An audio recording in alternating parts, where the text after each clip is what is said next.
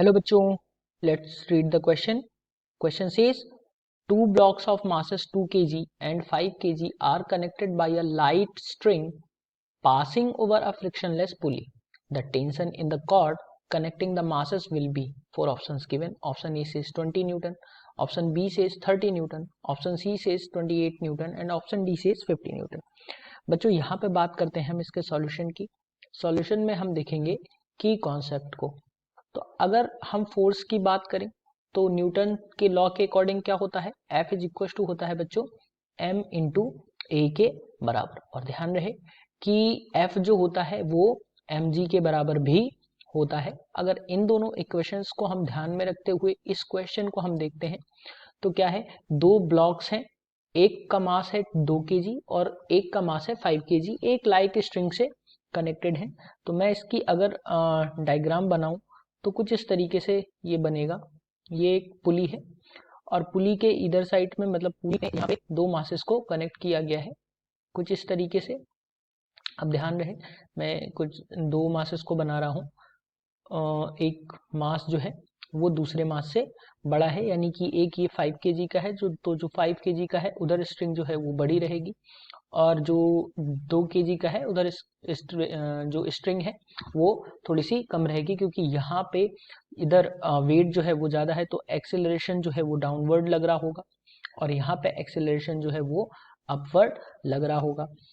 अब अगर हम इसको देखें बच्चों, इसके फ्री बॉडी डायग्राम को देखें, अगर मैं इस केवल इतने ब्लॉक की बात करूं, इस 5 kg मास के ब्लॉक की बात करूं तो यहाँ पे एक डाउनवर्ड जो है फोर्स लग रहा होगा जो इसके mg के बराबर होगा. mg के बराबर, या मैं कह सकता हूं इसको मैं डायरेक्टली भी पुट कर सकता हूं, ये 5g के बराबर लग रहा होगा. और इसमें अगर मैं फोर्स की बात करूं तो यहाँ पे डाउनवर्ड जो है वो 2g, यानी mg के बराबर तो 2g के बराबर 2g न्यूटन के बराबर नीचे की तरफ लग रहा होगा.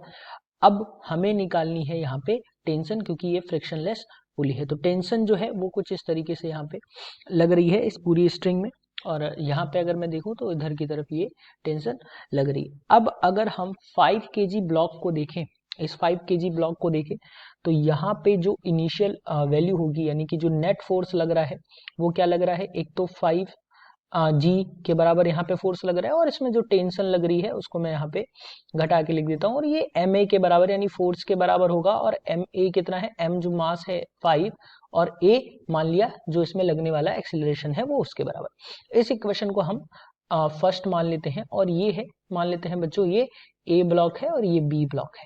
तो फॉर ए ब्लॉक मैं यहाँ पे लिख देता हूँ फॉर ब्लॉक ए, तो ये 5g माइनस टी यानी कि mg माइनस टी, ये जो नेट फोर्स लग रहा है वो ये है और यही फोर्स जो है ma के बराबर है इक्वेशन फर्स्ट के अकॉर्डिंग, और नेट फोर्स जो है 5g माइनस टी है, ये सेकेंड इक्वेशन के अकॉर्डिंग हमने यहाँ पे पुट किया. अब अगर हम ब्लॉक बी के लिए देखें तो ब्लॉक बी के लिए क्या हो जाएगा बच्चों, ब्लॉक बी के लिए अगेन अब एक्सीलरेशन ऊपर की तरफ लग रहा है तो यहाँ पे जो ब्लॉक बी के लिए आ जाएगा वो आ जाएगा बच्चों T minus T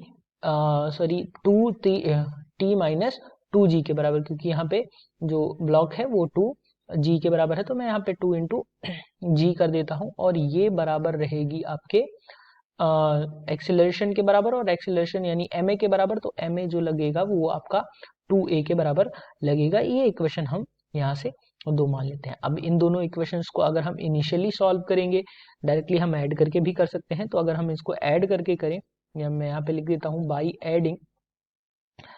adding equation 1 and 2. तो जब हम ऐड करेंगे तो यहाँ से हमें मिलेगा बच्चों 5g minus T plus T minus 2g equals to 5a plus 2a के बराबर. अब यहाँ से अगर हम देखें तो कुछ वैल्यूज कट रही हैं, यानी t से t कैंसिल आउट हो गया, 5g से 2g चला गया, तो ये बचा बच्चों 3g इक्वल्स टू 5 इंटू ए, तो ये आपको मिलेगा 7a के बराबर. अगर हम a की वैल्यू को फाइंड आउट करेंगे तो a की वैल्यू यानी एक्सेलरेशन आ जाएगा आपका a इक्वल्स टू आ जाएगा 3g बाई 7. तो अब हम g की वैल्यू क्वेश्चन में नहीं गिवन है, तो g की वैल्यू हमें पता है 9.8 मीटर पर सेकेंड स्क्वायर होती है, तो हम यही पुट कर सकते हैं. तो अगर हम वैसे तो बच्चों अगर गिवन होगी तो g की वैल्यू हम 10 भी कंसीडर करेंगे। अब यहाँ पे गिवन नहीं है तो आप 9.8 रखेंगे। तो जब हम बच्चों यहाँ पे 9.8 रखेंगे तो a की वैल्यू यहाँ से क्या आ जाएगा बच्चों 3 इंटू जी, यानी कि ये आ जाएगा 3 इंटू 9.8 डिवाइडेड बाई 7। तो जब बच्चों वैल्यू हम इसको मल्टीप्लाई करके लिखेंगे ये आ जाएगी बच्चों 29.4 डिवाइडेड बाई 7। जब 29.4 को 7 से डिवाइड करेंगे तो ये हमें बच्चों वैल्यू मिलेगी, एक्सेलरेशन की वैल्यू मिल जाएगी 4.2। अब a की वैल्यू हम यहाँ पे पुट करें तो ये हमें वैल्यू क्या मिल जाएगी, यहाँ से टेंशन की वैल्यू आप चाहे इक्वेशन फर्स्ट या इक्वेशन सेकंड में नेक्स्ट स्लाइड में अगर हम बात करें तो t इक्वल टू जो इक्वेशन सेकंड थी वो क्या थी बच्चों t minus 2g equals to 2a। तो यहाँ से t की वैल्यू क्या आ जाएगी बच्चों 2g प्लस 2a। अब g की वैल्यू हमने कंसीडर की है 2 इंटू 9.8 प्लस 2 इंटू यहाँ से आया था 4.2। यहाँ से जब हम इसको प्लस करेंगे मल्टीप्लाई करेंगे तो ये आ जाएगा 19.6 प्लस 8.4।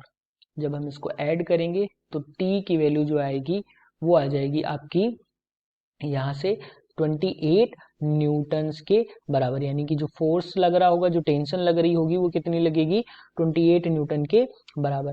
अब अगर हम ऑप्शंस की बात करते हैं तो option C is the correct answer for this question, that is 28 newton. Hope you understood it well, best of luck.